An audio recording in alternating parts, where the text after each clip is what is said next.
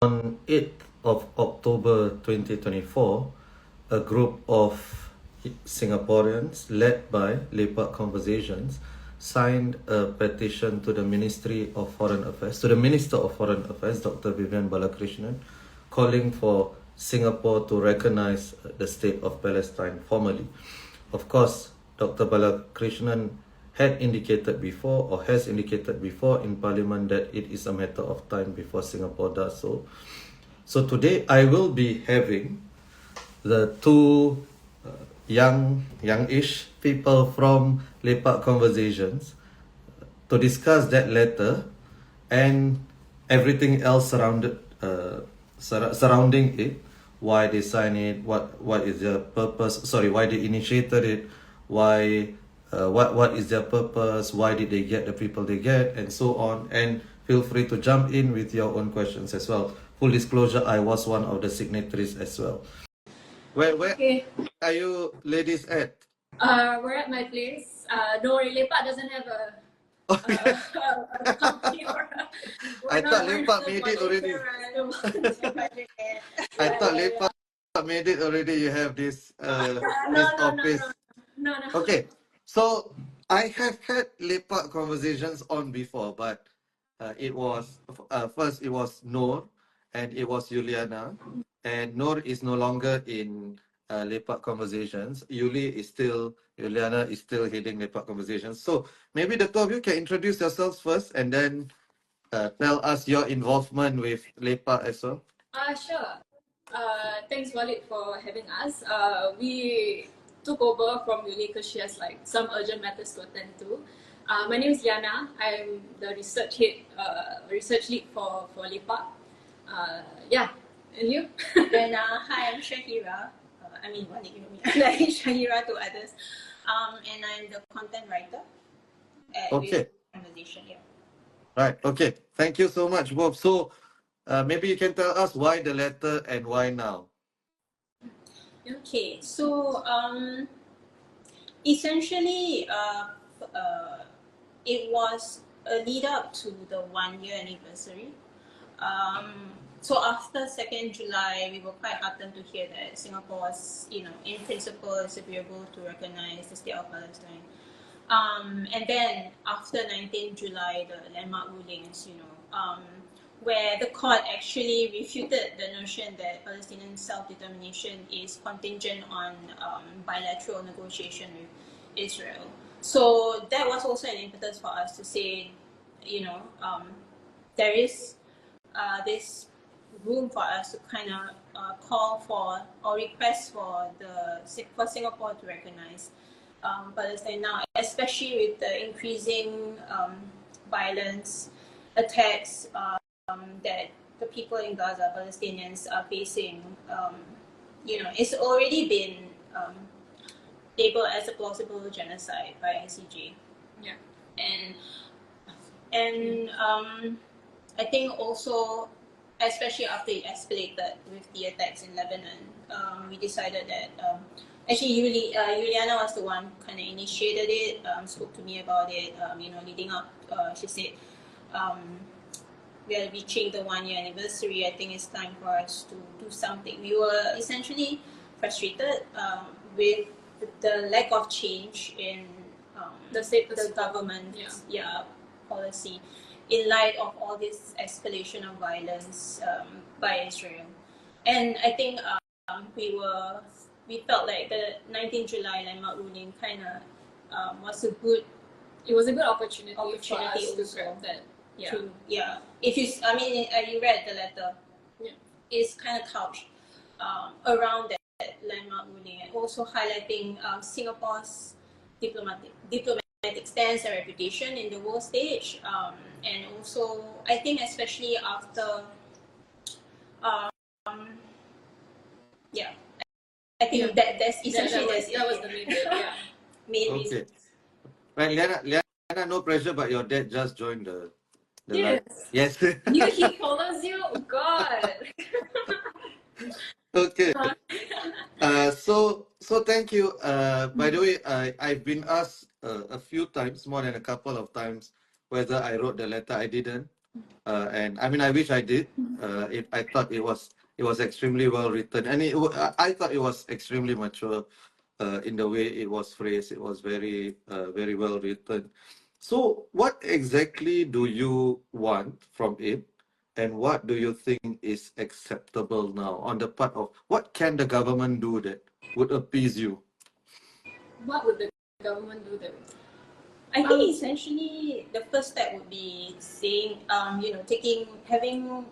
announcing that we will recognize state of Palestine, not in principle, but because you already said in principle that we will recognize recognize Palestine as a state. But then we wanted to be expedited and come up with a plan of action to proceed. I think because we're not international law experts, we don't know how it works. So I think we understand that there are steps towards basically Singapore recognizing Palestine. So but I think that essentially. But in fact, I would add on to that, like, not just from the government perspective, but I think it's a little disheartening to see that there's no mainstream media coverage to sort of bring traction to this, because I don't think that the government would move as much if there wasn't that sort of hype around it. And unfortunately, to say, that's why we had to resort to doing the petition, so at least we could, show that validity and the credibility of 10,000 people. That's our aim, at least, to pressure them to at least answer and address it. But of course, we don't want to stop at addressing it. We want them to actually make that move. But yeah, the fact that we actually haven't seen that much coverage around it is actually a little disappointing. So that's why, like, I guess not just from the government perspective, but I guess from Singapore's mainstream media, that's something that we're also like, okay. Yeah, that was annoying. Yeah. And I would think that this is a significant event, right? And it's not covered by mainstream media. And I mean, I cannot believe that every single day for the past 22 days, every single article published in mainstream media has been more newsworthy than this, right? I mean, I read mainstream media. Yeah, you actually subscribe to. I know that not every article is more newsworthy than this, right? So it's obviously a conscious decision made not to cover this. Well, Plan B did cover this. They are not mainstream media, but I think Plan B did.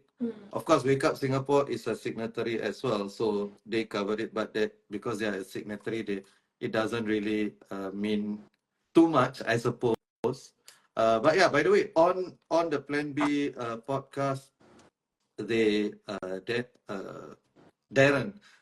said that he found the letter to be an extremely important milestone in Singapore's civil society, because it showed a level of maturity. And I tried to represent the petition as much as possible. I did tell Darren, get Lepak Conversation on. Yeah.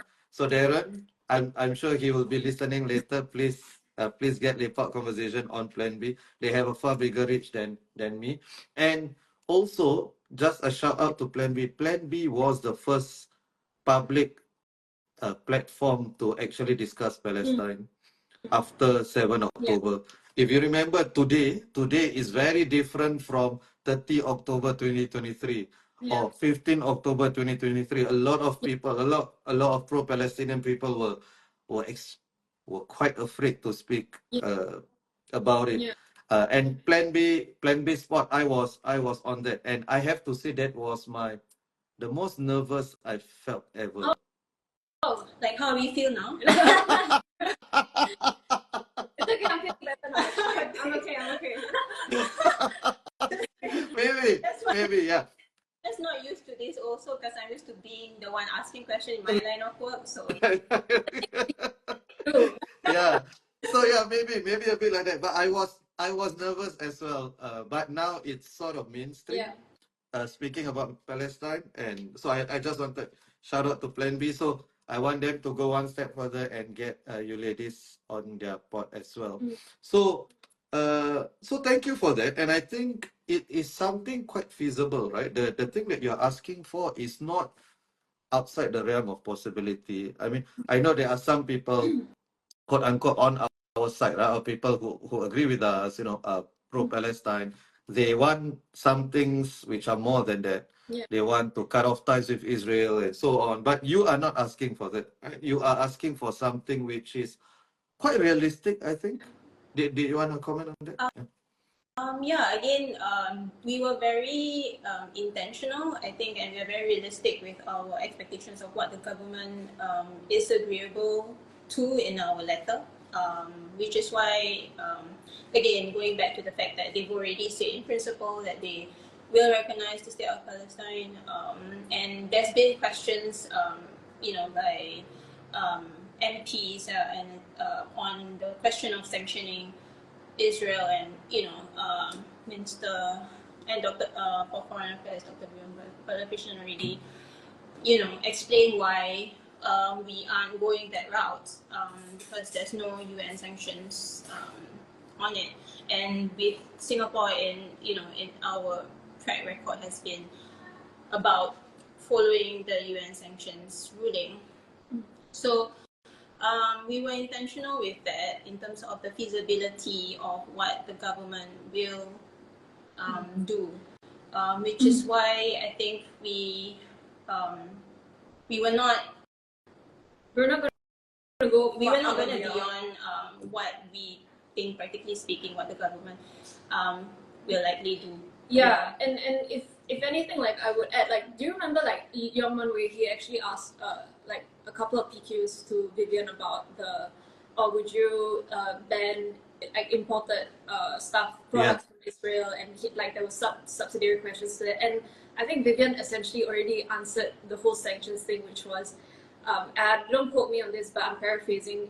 He essentially said that Singapore needs to consider all foreign policy like very carefully, and they were basically very unlikely that they were going to enact. So he basically answered it. So I think there's just no point to keep asking for it now onwards. So and again, because there's no UN and sanctions for it, and in terms of arms and military ties, they answered that also.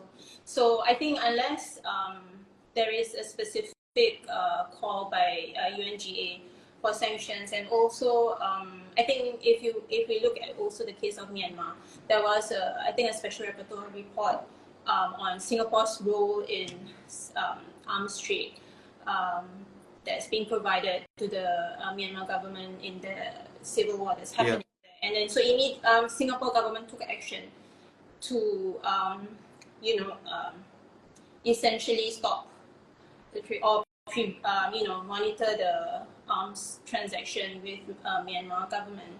So I think if there is a UN sanction on call for ban of arms trade with Israel, or any sanction against Israel, then we can have the capacity stronger. It's a stronger case for us to call request for the government to do so. But with that being said, also I am saying also I love how I bring all the negative points up to this, but I love how I think it was today or yesterday they had a press conference about the killing of one of their UNRWA drivers, and I think an Al Jazeera journalist questioned them, and then basically the spokesperson, I think Farhan, I think that's his name, Farhan something, the UN spokesperson said, he basically said there is no time to bring him up because I spent 20 minutes going over the devastation that was caused in Gaza. So it's also very we're relying on the UN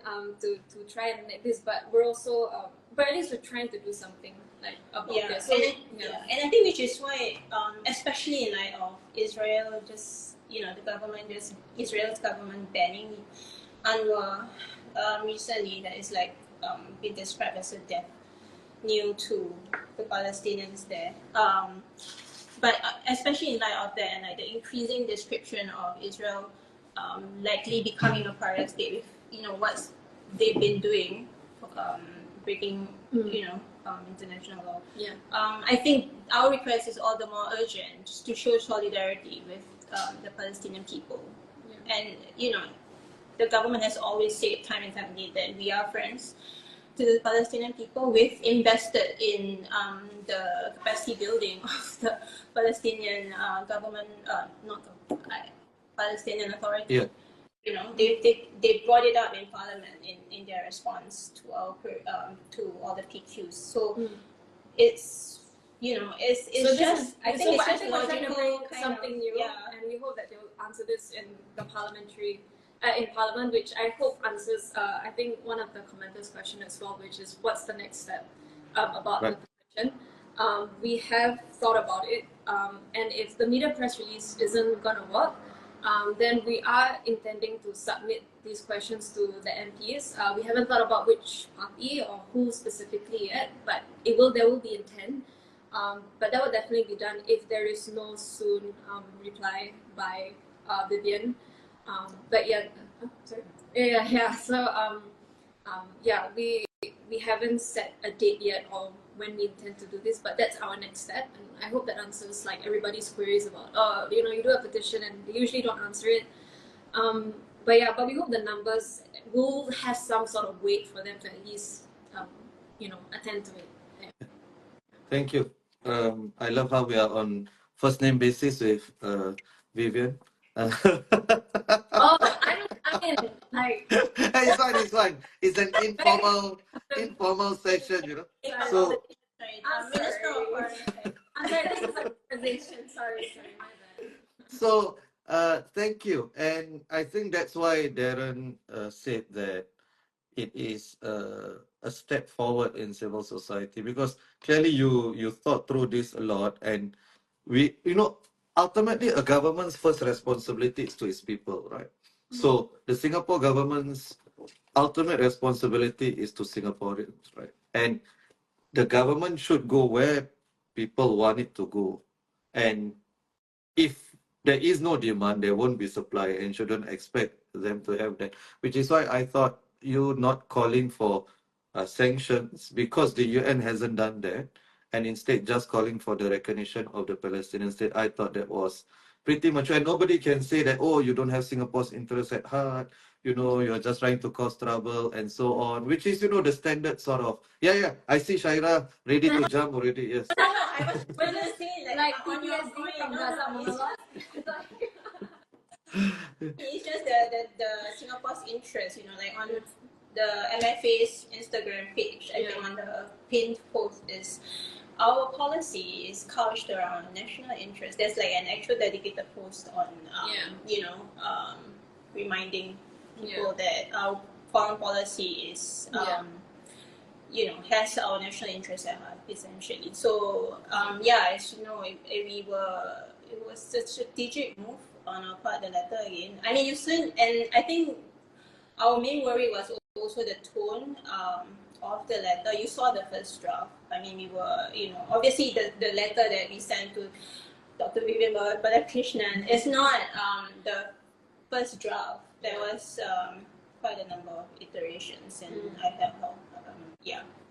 And also, I was a bit obsessed with the citations. So, in terms of making sure all our statements are backed up by, UN, ICJ rulings, and what the government, our Singapore government has said, what has been reported. So it's really not like an empty rhetoric, or it's not like, it's not just us an emotional request, as people tend to think when it comes to the Palestinian cause.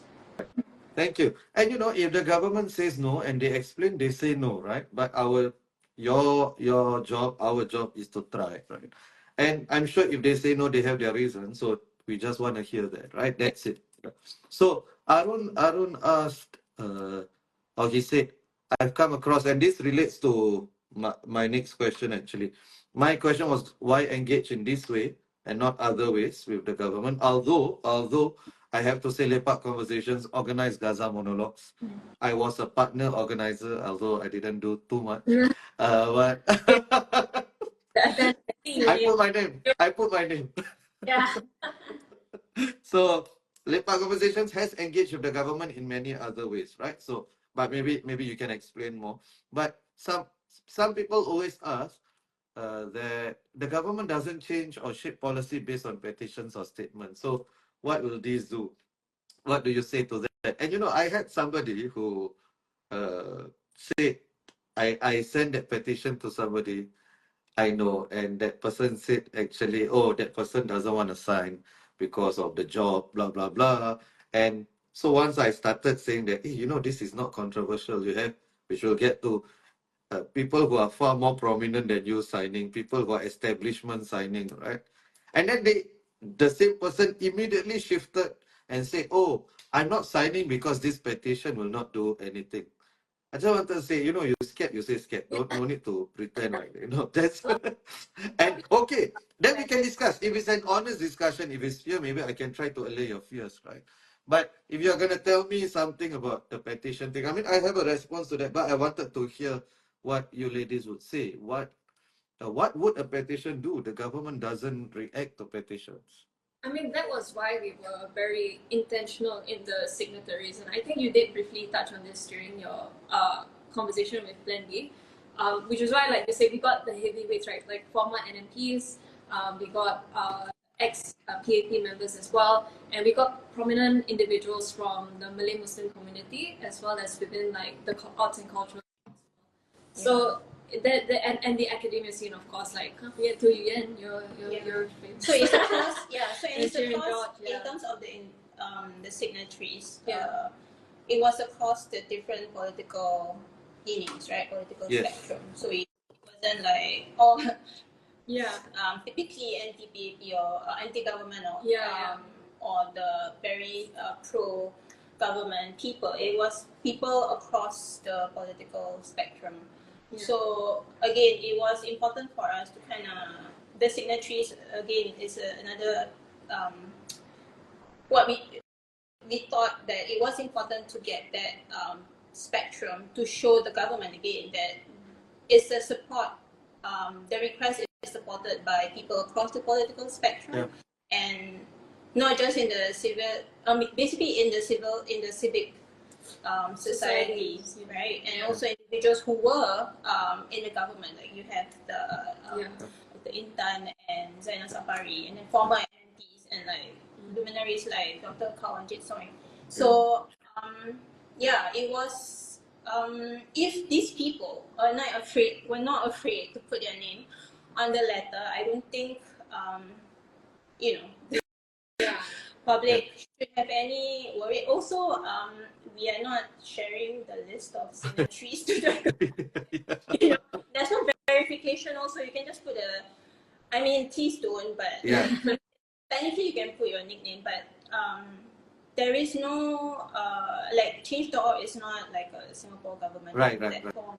There's no way for them to track who's signed. And I think that paranoia is understandable, I guess. But we just want to assure people, like, it's, I think if people were actually willing to sign it, they would actually read the demands, and it's not that long. The letters, and exactly. It's not radical, right? It's not like a 750-page submission. So by the way, I wanted to. We'll go to the signatories in a while. So the earlier, Liyana, you mentioned that you intend to follow up through an MP in Parliament, and you are not sure which. You haven't decided yet. If I could suggest, send it to all parties, PAP, WP, PSP, and MPs, because this shouldn't be a partisan issue, right? For me, it isn't, right? So anybody who's interested in this should be welcome in this, right? Regardless of and also to show, I think one of the ways to show your sincerity, not that you are not, but maybe some people may doubt it, to show your sincerity is really to also send this to PAP MPs, backbenchers, and raise this, and we are okay with whoever wants to raise this, right? It's not, for us, it's not a problem as long as the thing is raised in Parliament. Yeah, because that's the fastest way to get a response, like in Parliament. So that's the intent, but we hope that somebody would pick it up and actually find some importance in it, lah. Okay. Yes, let's hope so. So I can think we can discuss some of the names that we can discuss that later. Yes. So maybe you want to share what other modes of engagement LC does with the government. Maybe your experience, both of you involved with Gaza monologues as well. I think just to give a bit of context also. Actually, we both recently joined LC in like earlier this January. year, So I had joined not because of the Gaza monologue. or the Palestinian issue. I mean, I was trying to find, just personally, I was just trying to find something productive to channel my rage about the genocide. And I was very, I guess, interested in, I've been following LC, but I think when they had the male mental health event dialogue, right?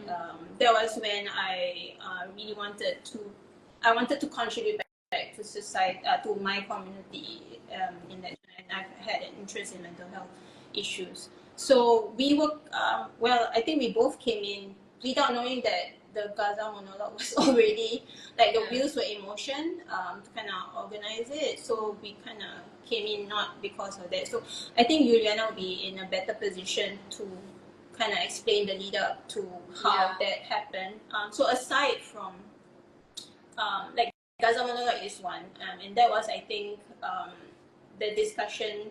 Juliana can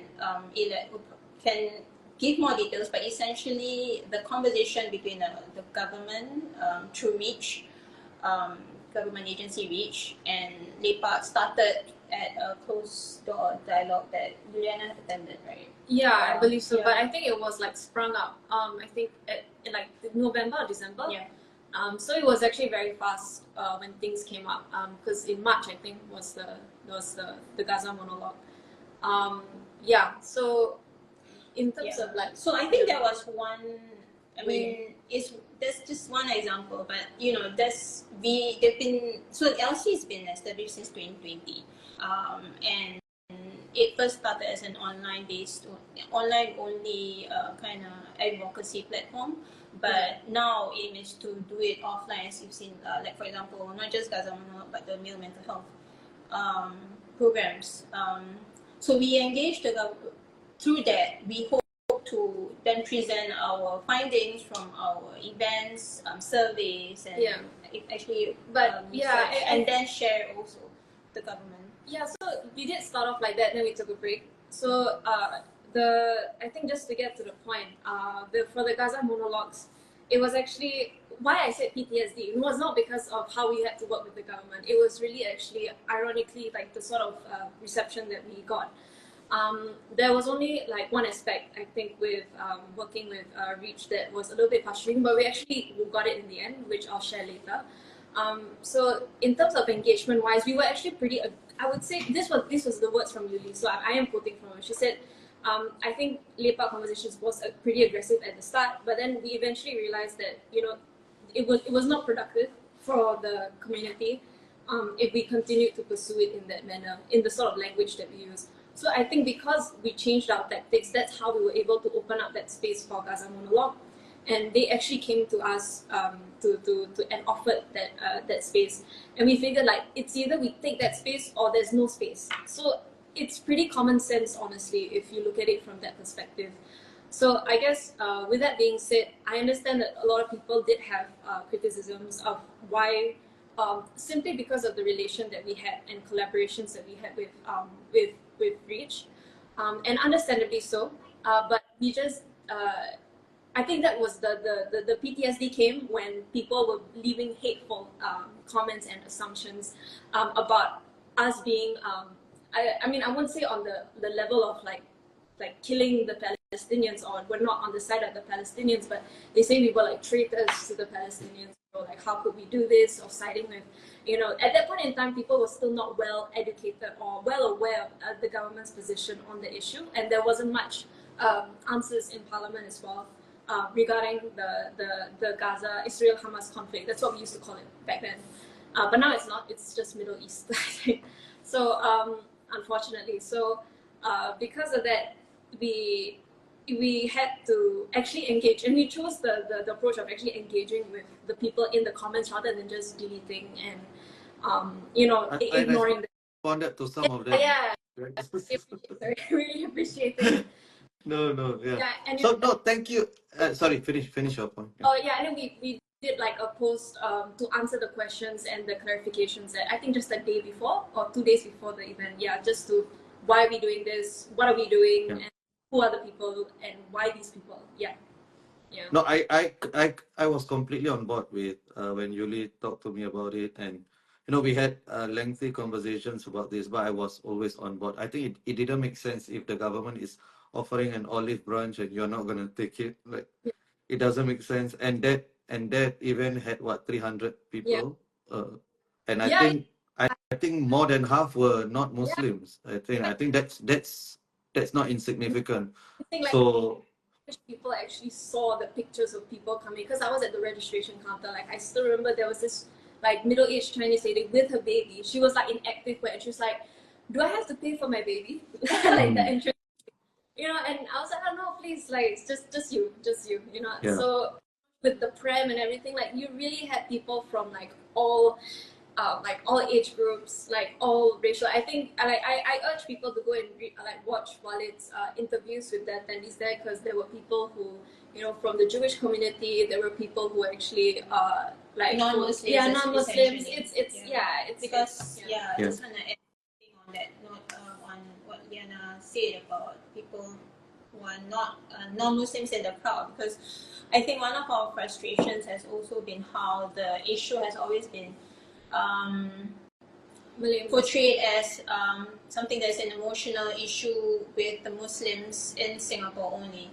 which it is, but No, and I think it's inaccurate because I think we're aware of how the media has been, how it has been reported in the media for the past 76 years, and that's and a large part of the reason why non-Muslims seems to be unaware of it before 7th October is because of how it's been reported in the media. I think only if you're like, for example, in Malaysia, I think Muslims, or because most Muslims in Singapore are Malays, and we, our parents' generation, we get news from RTM, also like Malaysian news. So we get exposed to what's happening to the Palestinian people through their news also. So I think that's also one reason why the community here seems to be more aware of the oppression or the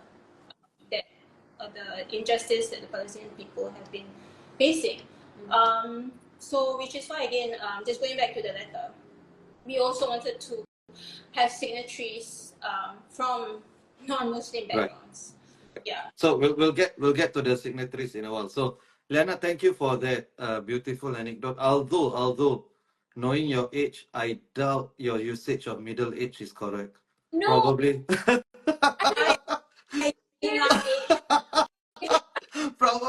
Probably she's thinking I'm middle aged as well. But it's fine. So there's a comment by Abdulrahman from Plan B. I don't know whether he heard my earlier praises of Plan B. By the way, Rahman, please get them Elsie on Plan B. Have they approached you already? Not yet? That we've heard of. Okay. So that's okay. Internally being discussed or Yes, yeah. So please get more women on your show. Okay, so and just now the point Syahirah made, right, about non people outside the Muslim community being interested in this, right? Don't forget Nelson Mandela said our freedom is incomplete without the freedom of the Palestinians. Yeah. It was South Africa, a predominantly Christian country, that brought Israel to the ICJ. Yeah. I have interviewed many. Oh, just on this show itself. The last Yes. episode I did, which Elsie did a clip. Thank you so much, by the way. I hope you'll do more of that and just tag me in your.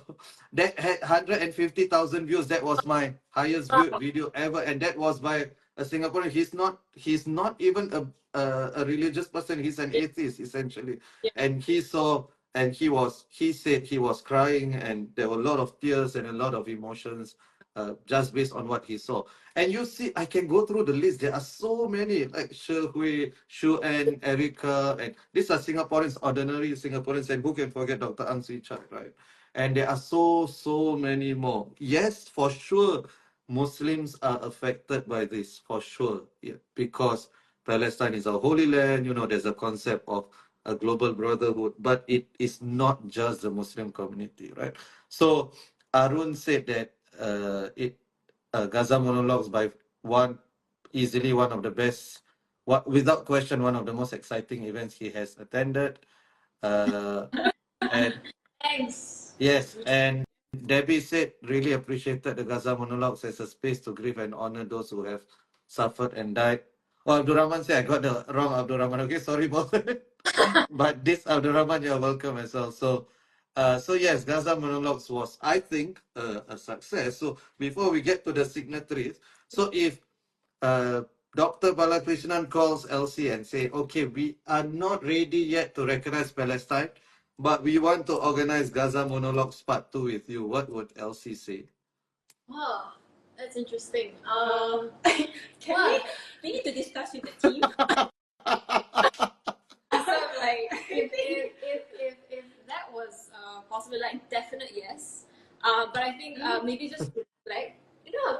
Okay, come on. Like let's just but I think it's not like a blanket yes. I think we need to discuss the terms. Of course. Like what's gonna be entailed in the Gaza Monologue 2.0, of course. Like what's gonna be part of the before the panel, like because we had both like a monologue session held by Ashta Theatre, and then after that we had the panel's discussion, which I understand. I think for some people it was considered a success. So I guess referencing the first Gaza monologue, undeniably there were also people came out of that session more frustrated than ever. And I understand for some people they need that, they thought that the space would help them be able to find some sort of like solution or like be able to I don't bring think together. solution is probably. I think a more accurate word is response by a government representative, which we didn't exactly because able to of, get, I mean, you know, when It's it was supposed to be Bintan and then he couldn't make it. the difficulty for Syahirah and Liyana now is because the event was Chatham House Road, so we cannot really reveal what was said. But yes, so that sentiment was definitely there. I do think a lot of it, or a sizable portion of it, is down to Alvin Tan not being able to make it. Having prepared for it, I think the tone would have been significantly different. But it is what it is. That happened. So let's say the terms and conditions were similar. I want to put the two of you on the spot a bit, and let's say, it's not Lepak Conversations. It's Liyana and Syahirah's terms and conditions are similar. So we will have the forum. Everybody's free to speak whatever, and for the speakers, LC and the government discuss together and we come up with a palatable list of speakers. Will you be okay with those terms and conditions? Yuli is in the comments. She's putting a smiley face. Yeah, Yuli, you can type in your sentiments as well. Yeah. I mean, if those speakers had backup speakers that we knew of, then that would be I think it's just that, and also I think maybe widen the venue to me. I think it should be a more open venue. You mean what? You mean a larger and not, I mean, more central. I don't know. I mean, I had my own personal thoughts about where the venue was, or the location. I think it should be more visible. Right. Okay. And I feel one of the terms I think we should discuss. Okay. So the answer is yes, basically. Yes. Walid, you know that we are on the same page in terms of we as much as we disagree with the government on their stance on certain things, we believe in engaging. So we have to say yes. That's official. In fact, like I'll just give a small anecdote. Like honestly, I'm not sure if I can share this, but I think it's not sensitive. No, don't get too excited. Wait. Relax. So during for the panel, of course everybody was excited for the Q&A. So understanding, and the government does this with other dialogue forums as well, when they do visits to universities and to schools, which is they do like, you submit your questions online and then they would regulate it and then choose, and then they'll just answer, because it's just easier to regulate it that way. They wanted to do it the same way, but we tried to keep pushing for people to for it to be an open mic session now. But towards the end we were unable to convince them. So we're like, okay, halas, like, okay, whatever, like we can't do it, but we tried. But then by some miracle, on the day itself, Yuli told us, like, just announced us, like, oh, we could do it. So it was like, oh, right, like, I don't know what happened behind the scenes, but they just decided to let us do it. So Yeah. Going back to the engaging bit, it's like you never know like what is the space you'll be able to do until you keep pushing, and it's an acceptable push.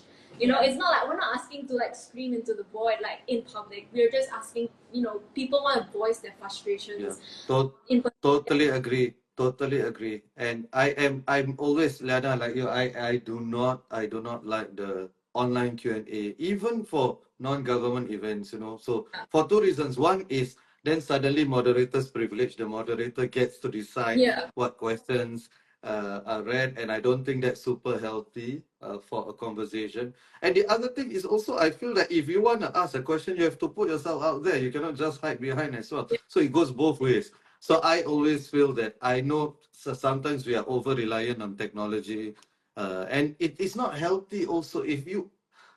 Okay, I understand, at least for the Gaza monologues, it's a sensitive thing, right? I've been to like some events where it's not sensitive at all, and people cannot go up to the mic. They need to ask a question through.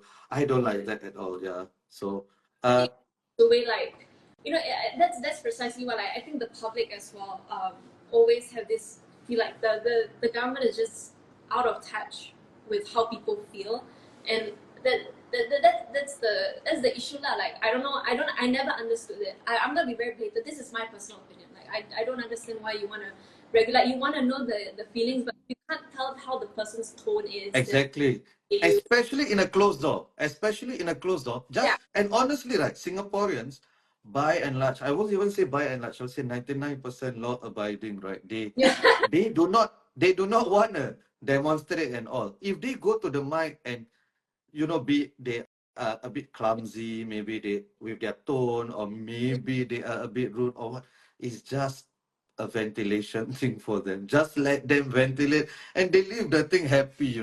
So that's So by Exactly. the way, the boss has spoken. She said that she agrees with Syahirah. We are open to a Gaza Monologues 2.0, but she says the media should be invited so they can be better public awareness. Yeah. Totally agree. So let's make that happen. Lepak Conversations, Gaza Monologues, 1 year on from last year. So maybe around March is a good. So you have 4 5 months. Syahirah is already looking at me. Why is he giving us more work? I hope And then response to the letter. That's more important. That's way more important. Or maybe if we have Gaza Monologue 2.0, then we can ask about, if there's no. yes. Two, like, government representatives, not one, like two. Wow, okay. So that's what Debbie said, in case one falls sick. Okay. Okay, yeah, who knows, right? Yeah. Okay, so back to the letter, right? Because that's what we are here to discuss. But of course, the engagements with the government, I don't think should stop at the letter. The letter is one important component of it. But back to the letter, the signatories, Syahirah was saying something before I cut her off just now. So why were the 64? You're saying about the non-Muslim thing that I said we'll get to it later. So yeah. So so why those 64, or what? Who did you target and what were you thinking about? I think firstly, as we outlined earlier, it has to be across the political spectrum. Different political leanings, and in this civic society, and not just only Muslim groups or individuals, and we had essentially used the network that Lepak Conversations built up over the years since 2020 again. So which is why, I was personally a bit overwhelmed by the response, or the people who signed, like Dr. Kalanjit signed, and even my former prof signed. I'm like, wow. Who's that? Kenneth Poltan. Oh, okay. Yeah, so the strategy again was that essentially, you know, to have that kind of bipartisan, if I may say it, um, list of signatories, and not just individuals, but of course organizations also. Yeah, I think I'm probably repeating myself, but yeah, that's essentially it. Yeah. And again, because we recognize that, you know, if it was just LC sending the letter to We MFA, definitely wouldn't have. you know, there's no like, response, yeah, exactly. I think, and which is why we thought it was very important for us to get, to reach out to the network that we have, and get those key, leaders from, yeah, essentially we refer to them as leaders in our communities, you know, to show that these are people who have, you know, are respected in the society, who are backing or supporting our request. You know, so it's just to basically get stronger leverage, just get support, weight, give more weight, lend more weight to our letter, to Ministry of Foreign Affairs. So it's basically to make it hard for them to ignore us. Because I think individually, I'm sure most of us have written to our MPs regarding the cause and not getting I think it's appeared in the news as well. Yeah. Like, there have been individuals who went to like the meet constituency. the people. Yeah, I think, and there was not much progress from this. So we know that's not. I mean, not that it's not important. I think it's still important for us to constantly push, you know, use the Meet the People session to highlight the causes that we believe in. But I think in terms of this kind of, especially on a foreign policy level, you know, it was important for us to get key and, you know, notable figures in the community. No, absolutely. You know, the Meet the People session, the purpose must be different from people who go there, right? You are going there not to get answers, I think, right? You are going there just to raise a point, and that's it. Like, so sometimes I see, like, because the MPs also this may not be their domain also, right? So that's why. So go straight to the Minister of Foreign Affairs, which you did, and I think I liked it. I like the fact that we eventually got Zainal and Intan. So thank you, shout out to Zainal and Intan, who both have been on Teh Tarik, and I think they gave us, if I could use the word, they gave us some cover as well. Ibrahim is Dr. Yaqut. No, he didn't. No, he didn't. He helped. Oh my God, I'm so sorry. Liyana, we cannot edit. We cannot edit this. I completed the scholarship. My bad, because that was No, okay. So just a shout out to Yaqut Ibrahim for two reasons, right? One is he chairs the Palestinian Scholarship Initiative, the committee. So nobody can say this is anti-establishment, whatever it is. So he is using his privilege and his power. So shout out to him. Thank you so much. And he has been very vocal for the Palestinian cause as well. And so I appreciate that. And the second thing is also, I think I wouldn't have Teh Tarik with Walid without, if he wasn't the first person to come on, I think it would have been much. So in a way, he gave me some cover for my series. Yeah, but yeah, so Zainal, Dr. Intan, we had Dr. Syahirah Abdullah, Kanwaljit Soin, Chiran George, Yoyen, Kenneth Bolton, many important and prominent people, right? And it's people who are with the establishment. We had Muhammadiyah Association signing it. I did wish, my personal wish was that more Muslim organizations came on board. But I am extremely delighted and thankful to Muhammadiyah for doing that as well.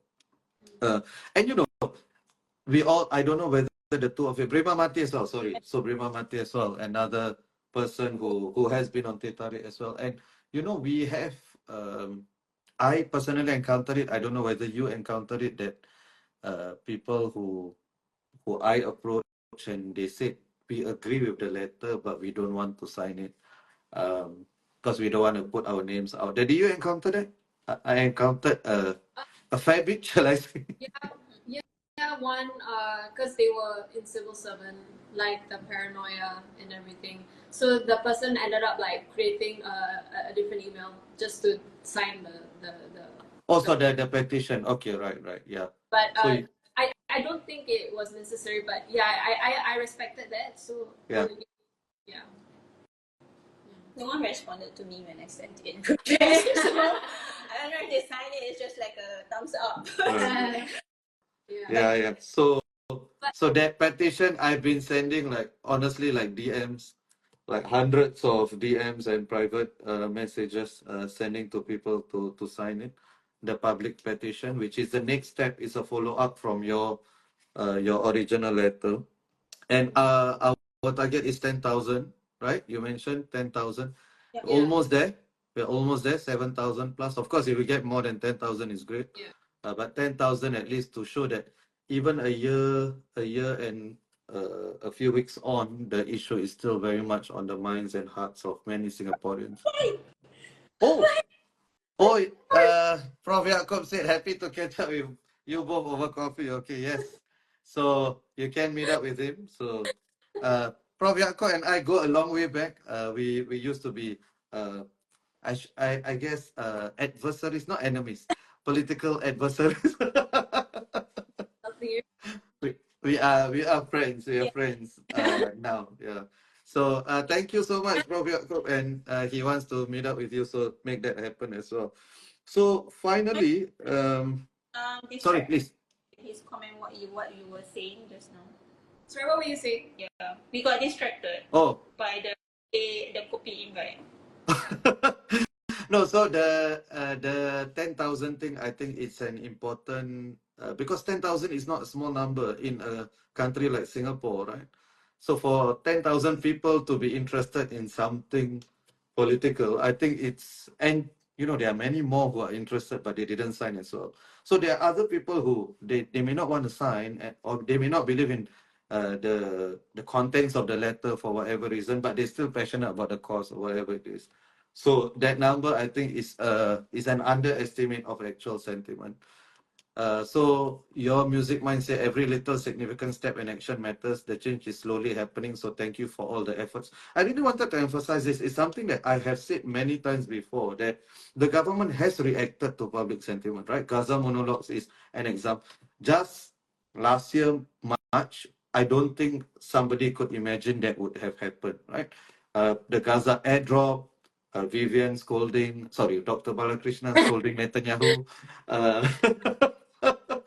and Minister Shanmugam scolding the Israeli embassy. All these are not insignificant. Of course, the larger thrust of foreign policy of Singapore do not change. And I think that's good.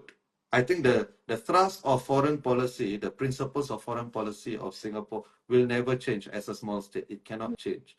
But I think there are all these small steps which have been taken by the government because we have asked for it and they have reacted accordingly.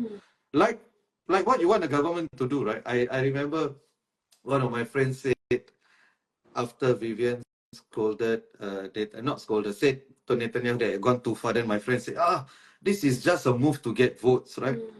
And then I said, yeah, but so what? Right? That's what I want. I want governments, I want politicians to do things to get my vote, right? Yeah. That's precisely what I want you to do, right? So yes. If just like add on, like I think Jom just released like a voter sentiment survey. I don't know, and like obviously what their first question was, what were the most pressing political issues? Obviously you had like your domestic issues like housing, blah blah blah, cost of living. But then when it came to like the foreign policy bit, like the Israel-Palestine conflict is the very first one, and it was like almost 20%. So it's a fifth of the 1,000 respondents. 1,000, I think. Yeah. So so like I guess tying this all together with the Gaza monologue and the letter, like our purpose is to like bring people who are like on the fence, like people who still keep thinking, oh, it's complicated or it's both sides. But yes, I mean we advocate and we're very firm that it's not complex and it's very obvious. I feel like every week you have these episodes of Teh Tarik and Walid, and there can just be so many lineup of events that you can just recall. Like just yesterday that happened. It's always something is happening there, and not good stuff are happening. So yeah. statement. Yeah, I expect that it's like you're not good. No, sorry, Shaya. It's definitely worsening. So I mean, Right. it's So, definitely rise yeah. amongst. So, and not just in Palestine, right? And I think what's happening in Palestine has really brought out some people's true selves, right? If you saw did you see Mehdi Hassan, I somebody guess saying, okay, Yeah. people oh, go Yeah, off. I mean, Did you and just I think that is not just about Mehdi Hassan, right? yeah.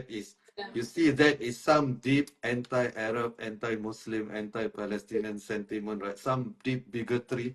I mean, you can wear a suit and a tie, you can sit in a CNN studio, you can be white, it doesn't mean a damn thing, Yeah. right? In your heart is vile, and only a vile heart can say such a thing, right? The repulsive, racist, vile thing. Yeah. So it has brought up. So in a way, I get Palestine has exposed people. Yeah, sorry, Shaira, you were I mouthing was just saying, something. I can add, it's not just about them, whatever bigotry that they have, but the fact that he was not afraid to say it on CNN. It's just a reflection of the kind of what has enabled this kind of thinking or speech on the media, mainstream media. 100%. Just CNN has been complicit. CNN has been complicit from the start, right? So even Israel's attacks on Iran, if you notice, right, every single outlet, they say Israel's retaliatory attack on Iran, right? The way they framed it was already like that. Yeah. But I mean, it's been a joke. CNN, Dana Bash did this. Oh, harkening back to 1930s Euro. Oh my God, it was so embarrassing. Yeah. So then you cannot do all of that, then be shocked when somebody on your neck. See, if a Muslim did that, Yeah. right, Yeah. that will be all the headlines. Like a No, Palestinian. if a Muslim did that, will be ostracized. No, will be no, if a Muslim in America did that, all of us here have to somehow apologize for it, and we have to write, oh, we have to condemn this, condemn that, right? But when somebody else does it, right? So it doesn't even get mainstream media attention, right? It should be front page, New York Times, Washington. Okay, maybe not front page, but it should be significant, right? Or even Straits Times, whatever it is. But it's almost normal or whatever it is. Yeah. Okay, so that's frustrating. But anyway, so let's end off with what is LC's role in broader civil society? Because I think LC Lepak Conversations has positioned itself quite a niche position or role to play. So, but what do you see? What is the official answer from the organization? What is your role in civil society? Well, I think we've touched on it briefly throughout, like we sprinkled it throughout the conversation. But essentially, is that we have made the decision that being antagonistic to the government does not help anyone. Like cause at all. Like I do admire the bravery of some of our comrades. Within the civic society scene, like they're willing to die for that hill. But for us, it's not helpful in helping our community because the cause is bigger than us. It's not just like me, and what's the use of it if one of us goes to jail or gets fined or like we get ostracized by society and discredited. So with that being said, that's why we have taken the chance to actually utilize the resources and the networks that the government can provide for us where the need arises. Especially when it comes to, at least, I mean, this thing is very, very new for us. Like the Gaza monologue and this Israel-Palestine issue is, I would think, the first and only issue so far that we've had to deal and navigate through this space with them. Yeah. So you want to say something? No, I just want to add. I mean, Yeah. just to add on to what Liyana said, like there's space for different sorts of activism. I think it's important that everyone has different approaches to fighting for their cause. And I think each is legitimate, and we understand that certain things, even though considerations have been made, whether it's legal considerations have been made. You never know how the government may react to certain actions. So for us, we've always been mindful of, working within the boundaries. But we're willing to push it a bit. Yeah, where we are we willing see to push it, but again, it's within the boundaries that we know we can work in, and also just on this, not just on the Gaza, not just on the Palestinian issue, but across the board, change takes time, right? We can't be defeatist, but like you say, like a year ago, 5 years ago, this conversation about Palestine issue probably not happen. I probably 100%. to be Yeah, yeah, 100%. You're right. I wouldn't host it 5 years ago. Yeah. yeah. So change takes time, and I think it's about understanding that it is a long process. And it's not about what's the point? US is, as long as US is backing the Israel, the Palestinians will never be free, or they won't. There won't be a ceasefire. But I think it's about doing what we can with what we have. I think it's just on that to kind of be. I think the fact that we know that change takes time is a realistic approach to this. It's not, like the fact if you're defeatist means you're not actually being pragmatic or realistic about how change happen in society. And it helps open spaces as well for other smaller organizations, which I think has happened, in fact, after the Gaza monologue. Like, we saw a lot of what do you call it, fundraisers, in-person fundraisers. There was also the Heart Fiesta. Was it called Heart Fiesta? Yeah. Yeah. Fiesta that happened 2 weeks ago. I attended that. And like it just happened like that. Like there was no like, this is only within, if you receive this invite, please come, that sort of thing. Like it used to be like that, but now it's actually like open. So we're glad that people are not so wary of what they think are the space, the boundary markers are. Yeah, and like being photographed with kafia, so like I think exactly this. Yeah. I think many people didn't even know wearing a keffiyeh was legal until the event. Until the Gaza monologues. Yeah. Until now, I still have. I think there was some online. No, I know. I think people. I mean, I was wearing it, but I think a lot of people still didn't know. In fact, even after the Gaza monologues, when I was wearing it, I've been asked a few times where, isn't that illegal? I've been asked that, and then I said, don't worry. We had an event, and it was explicitly stated. Yes, it was stated on the PowerPoint slide, right? So, thank you so much. So, I really like what Syahirah said. If you are defeatist, you're not being pragmatic, right? So that's excellent. And I think a lot of Singaporeans care about a cause, and they don't want, majority of them, even when they want to be activists, they don't want to get into trouble. So we must give them these outlets, right? So I am definitely in line with your approach. I also don't want to go to jail. I don't want to spend time away from my family. Sorry? Exactly. I have mortgage to pay. I still want to watch football. So I don't want to go through. So, but yes, I do want to engage with the government constructively, and where I think there are faults, I do want to be critical of them, right? All within legal boundaries, of course. So I definitely am in agreement with your approach. So thank you so much. You are doing, as an organization, you are really doing a lot of good work. So I really appreciate it. So I'll end off with what Yuli just typed. LC seeks to find middle ground with diverse views, especially with increased polarity today. Well said, well said. And I think we need to recover the middle ground space, right? And make it, I think, try to include people in the conversation as much as possible, even when we disagree with them. Yeah. Okay. Thank you so much, Liyana. Thank you so much, Syahirah. It was an absolute pleasure. We went for about 65 minutes, but well worth it. Yes. Right. Okay. Good night. Bye-bye.